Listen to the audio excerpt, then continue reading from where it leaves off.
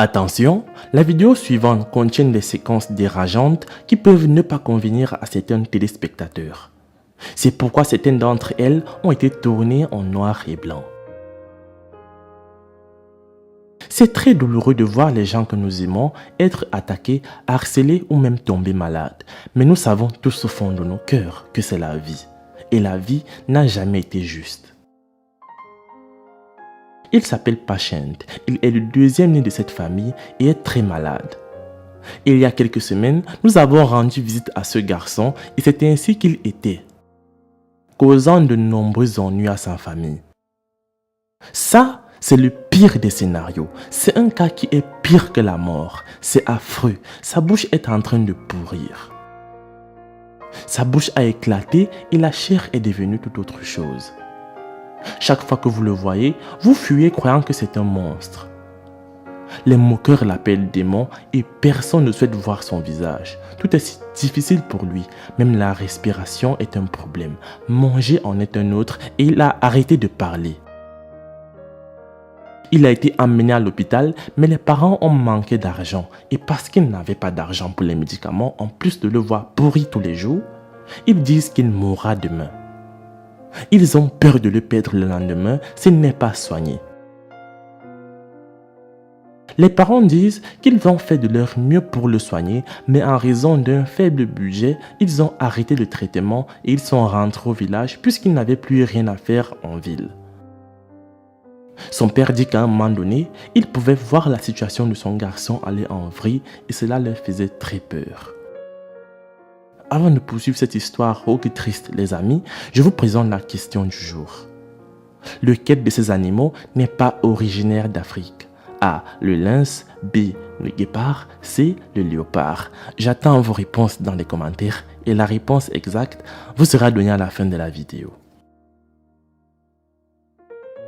Après que le traitement du garçon ait pris fin, ils pouvaient voir qu'il était en train de mourir. Ils nous ont approchés et nous ont dit qu'ils avaient espoir que si ce garçon recevait un traitement avancé, il recouvrirait la guérison. Nous n'avions pas perdu du temps et nous sommes rapidement venus pour voir si nous pouvons sauver la vie de Patience avant que le pire ne se produise. Et ce que nous avons vu était choquant, désagréable et déprimant. L'état de santé de ce jeune garçon s'aggrave de jour en jour et ses parents perdent parfois espoir. Mais il continue de se battre. Sa bouche enflait de plus en plus que maintenant, vous ne pouvez même plus différencier sa bouche et son nez et il peut à peine respirer. La douleur qu'il ressent est insupportable. L'odeur qu'il est indescriptible. Le père dit qu'il ne peut pas décrire ce qu'ils vivent dans leur famille. Il dit qu'il faut être reconnaissant en toutes circonstances. Ils ont peur de perdre leur garçon, mais ils sont moins reconnaissants de respirer. La dernière fois, il disait que son garçon allait mourir le lendemain, mais vu la situation actuelle, il pense plutôt que son garçon va mourir aujourd'hui même. Bref, il nous rappelle comment tout ça a commencé. Il dit que c'était en janvier de cette année et Patience était à l'école. Mais pendant qu'il étudiait, il a remarqué qu'il avait un bouton sur la bouche. Le bouton était juste un bouton ordinaire, mais après il devenait de plus en plus gros qu'il devait amener leur fils à l'hôpital. À l'hôpital, il a été scanné et les résultats de l'analyse ont montré qu'il avait une tumeur dans la bouche. La situation du garçon avait commencé à empirer. Sa bouche gonflait jour et nuit et plus tard, il a subi avec succès sa première intervention chirurgicale.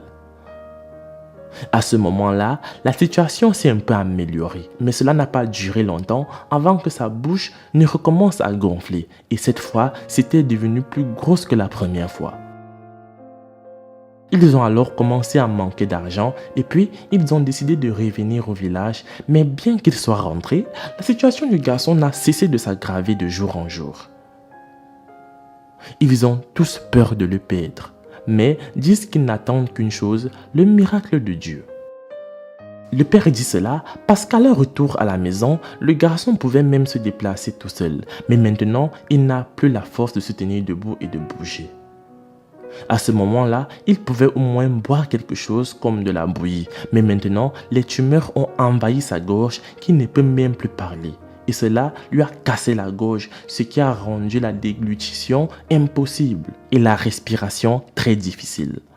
Il lui est presque impossible de respirer et maintenant son père dit que Pachène ne survit qu'à une seule et une condition. Grâce à ce sérum qui le nourrit car sa bouche ne peut pas s'ouvrir et sa gorge est fermée.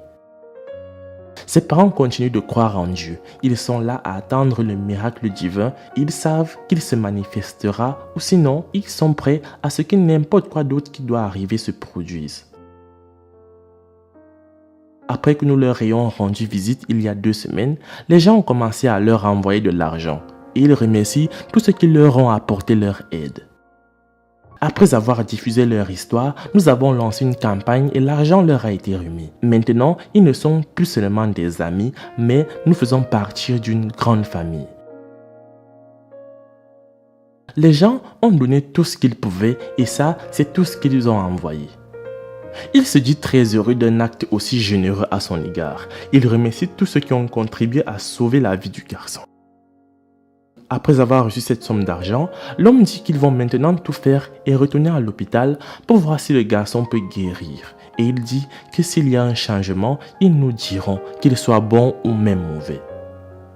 On ne sait jamais, dit-il, mais on espère toujours le meilleur.